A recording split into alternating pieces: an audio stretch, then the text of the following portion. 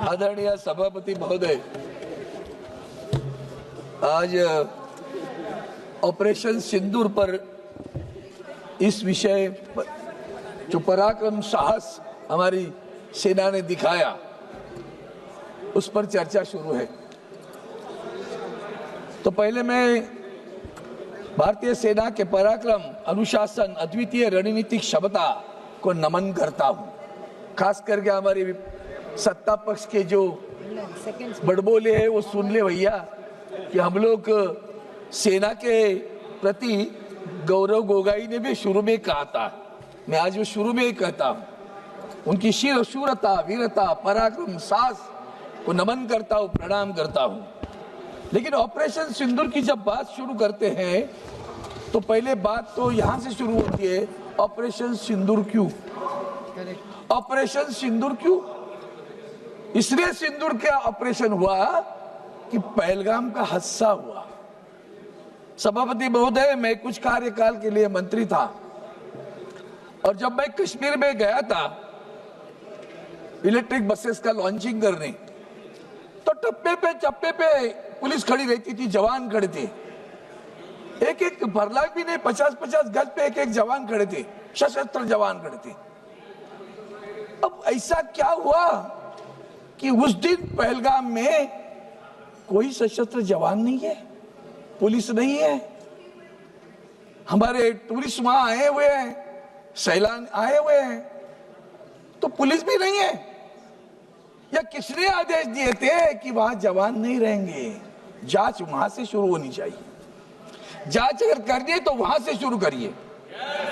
सभापति महोदय, इतना गंभीर है, इतना बड़ा ग्राउंड जैसे प्लेस है पहलगाम पे, मैं गया हूं, यहाँ भी बहुत सारे लोग गए हुए, सैलानी करके गया हूं, मंत्री करके भी गया था। इतनी पुलिस थी, इतनी जवान खड़े थे, उस दिन सारे जवान कहाँ गए थे? और हमारा इंटेलिजेंस वहां से पाकिस्तान कितना दूर है? क्या ये आतंकवादी नेपाल से वहां है? ये मत भूलना, पहलगाम के पहले भी कुछ हादसे हुए हैं। हाल ही में मुंबई के बम स्फोट का जो उच्च न्यायालय ने निर्णय दिया है, जो जिनको आतंकवादी समझकर पकड़ा गया था, नीचे कोर्ट ने उनको शिक्षा दी, शासन दिया, 5 लोगों को मृत्युदंड दिया, उच्च न्यायालय ने सबको रिहा कर दिया। तो दो चीजें लगती है, 19 साल उनको जेल के अंदर क्यों रखा अगर वो उसमें शरीक नहीं थे तो? और आज तक इसका मतलब हम आतंकवादी पकड़ नहीं पाए। सभापति महोदय, उस वक्त कश्मीर के गवर्नर थे सत्यपाल मलिक, और सत्यपाल मलिक जी ने उस वक्त, आज भी वो याद दिलाते हैं, उसके पहले पुलवामा की घटना हुई। सभापति महोदय, ये जो बात कर रहे हैं ना, जवानों के बारे में तुम्हारे मन में इतना बड़ा आदर है, शौर्य वीरता के लिए तुम प्रणाम करते हो, उस जवानों के लिए, उस सीआरपीएफ के लिए सत्यपाल मलिक जी गवर्नर साहब बार बार सरकार को कह रहे थे कुछ गड़बड़ है, इन जवानों के लिए हवाई जहाज दे दो। आपने हवाई जहाज नहीं दिया सर, हवाई जहाज नहीं दिया। वो बार बार प्रधानमंत्री तक बात करना चाहते थे, प्रधानमंत्री हमारे कॉर्बेट पार्क में थे, इतना बड़ा हादसा हुआ, फोन नहीं आया। वहां से दिल्ली आए, किसी और कार्यक्रम में गए, कार्यक्रम में गए। आप लोग घड़ियाली आंसू कौन बहता है? हमें कहते हो, हमें पूछते हो? याद करो, पुलवामा के वक्त सत्यपाल मलिक जी जो तुम्हारे पार्टी के थे, जो गवर्नर थे, उनका बयान याद करो। आज भी वो कहते हैं, बार बार कहने पे भी आपने जवानों को रास्ते से भेजा। जैसे अहमद हमला किया, 40 जवान शहीद हुए, आज तक जांच नहीं हुई है, आज तक नहीं पकड़े गए। सिंदूर नाम देते हो, भावनात्मक खेलते हो लोगों से। सिंदूर किसका छीना गया? हमारी बहनों का सिंदूर छीना गया ना, तो जिन्होंने छीना वो आतंकवादी आज तक पकड़ नहीं पाए आप। आतंकवादियों के टारगेट करके हमने हमले किए, हाँ किए। हमने जनता पर हमला नहीं किया, नहीं किया, सराहना करते हम। और इसके बावजूद भी जब आतंकवादियों को पकड़ा नहीं जाता, आपके दिल में कुछ नहीं आता, ढोल बजाते हो। वहां से अमेरिका से आए, पंचायत राज गए, बिहार में जाके राजनीतिक भाषण किया, वो भी अंग्रेजी में, दुनिया को समझाना था भैया। वो भी तो आता है आजकल, टेलीप्रॉम्प्टर से आता है, तुम्हें पता नहीं होगा। अंग्रेजी में भाषण किया, बिहार में गए, पहलगाम नहीं गए ना। अरे आज तक मणिपुर में नहीं गए हो आप, आपकी संवेदना देखनी है ना, तो मणिपुर में भी आज तक आप गए नहीं हो sir. Don't you feel hurt? दुख नहीं होता, दर्द नहीं होता, शर्म नहीं आती, बुरा नहीं लगता? फिर हम आपका भी ढोल बजाते बैठेंगे क्या?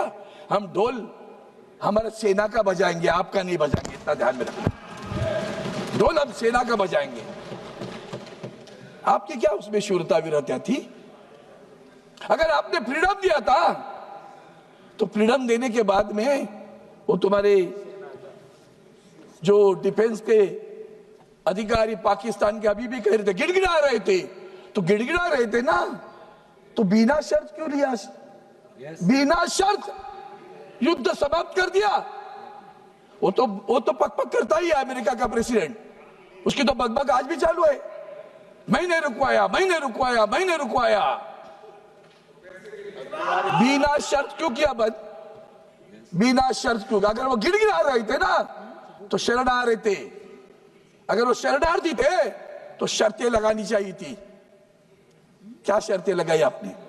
उसके बाद में भी युद्ध चलता रहा, हमारे जम्मू पर हमले होते रहे, नागरिकों के बस्ती पर हमले होते रहे, हम देखते बैठे क्या? सभापति महोदय, हमारी सबसे बुरी बात यह है, सार्क, ये नेपाल, इर्द गिर्द हमारे जो राष्ट्र हैं, एक राष्ट्र हमारे साथ नहीं बात करता।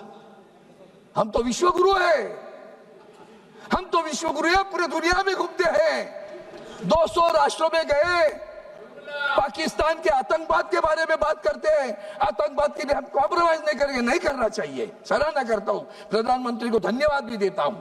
लेकिन माननीय प्रधानमंत्री जी, आपके साथ पूरे विश्व में एक राष्ट्र भी नहीं खड़ा रहा। ये देश के लिए हम टिक्का टिप्पणी के लिए नहीं खड़े हैं यहाँ। एक राष्ट्र आपके साथ खड़ा रहता है, वो इस्राएल खड़ा रहा, नेतन्याहू।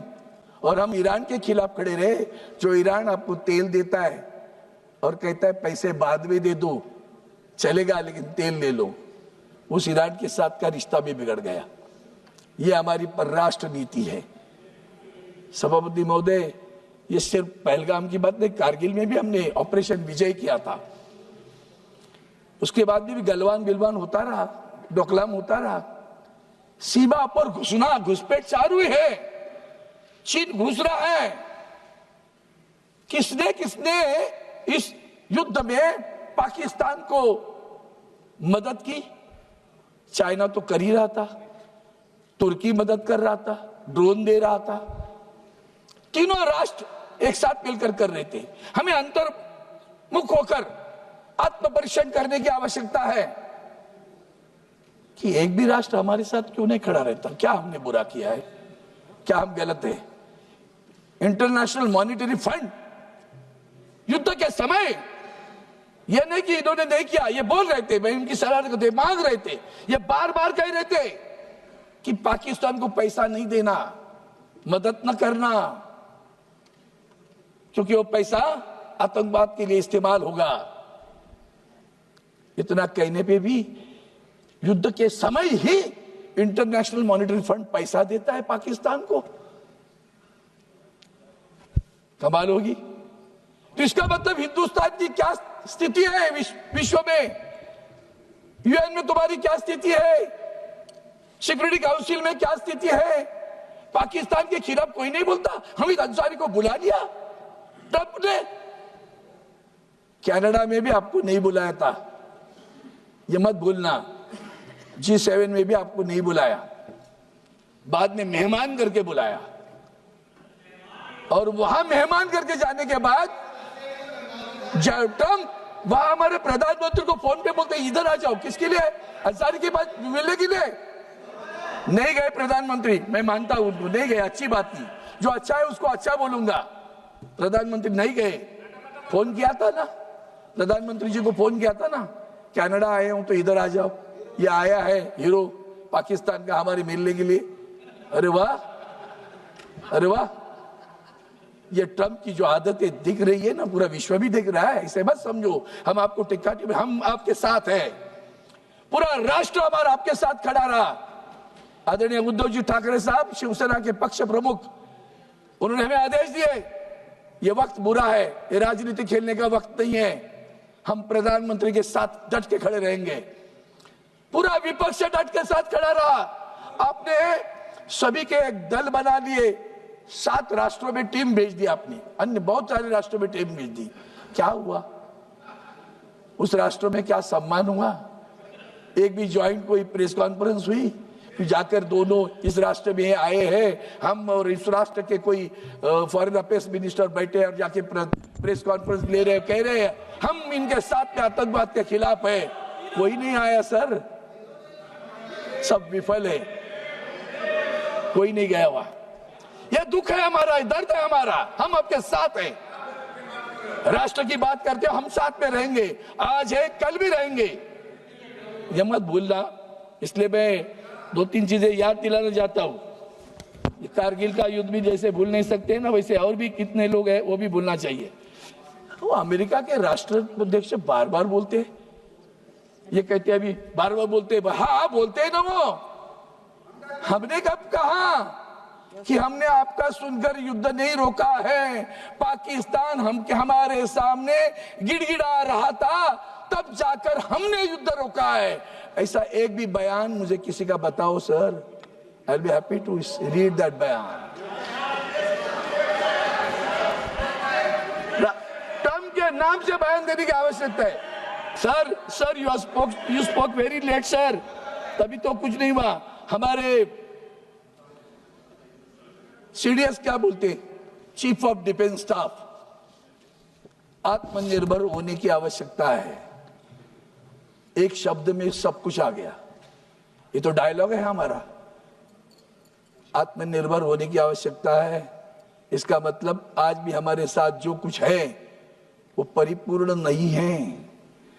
ये आत्मपरीक्षण की बात है, आलोचना की बात नहीं है, टीका टिप्पणी की बात नहीं है।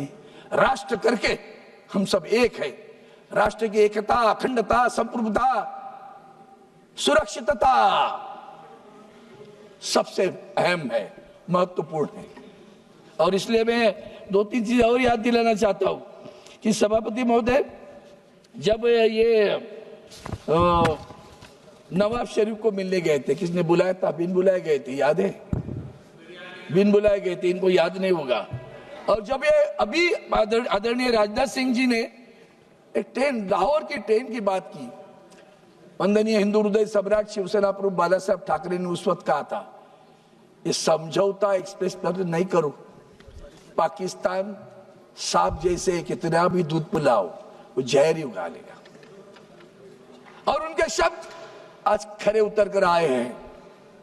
कितना भी करो, जब आपके पास पहलगाम का हमला होने के बाद उन्होंने क्या कहा, यह तुम्हारा अंदरूनी मामला है, हमारा कोई संबंध नहीं इससे।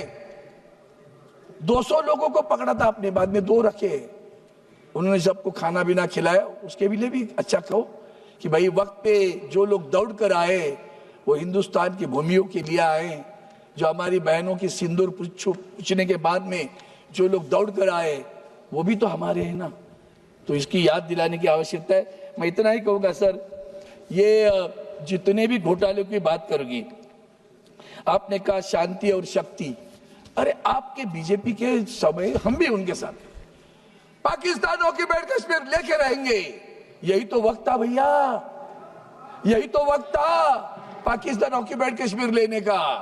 किसने मना किया आपको?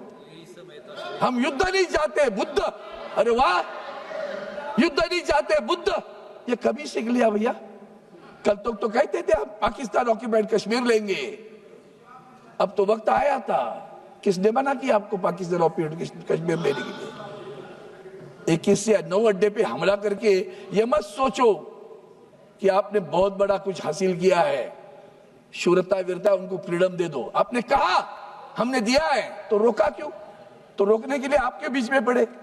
सीडीएस को कहना था हम रोकेंगे कि नहीं रोकेंगे, उनको जाने दो ना था आगे। यही तो वक्त था ना, यही तो वक्त था पाकिस्तान को एक बार सबक सिखाना। जैसे इंदिरा गांधी जी ने सबक सिखाया था ना, वही दोबारा सबक सिखाने की आवश्यकता है। यही वक्त था सबक सिखाने का। बांग्लादेश निर्माण किया, उसी तरह इस वक्त भी कर सकते थे।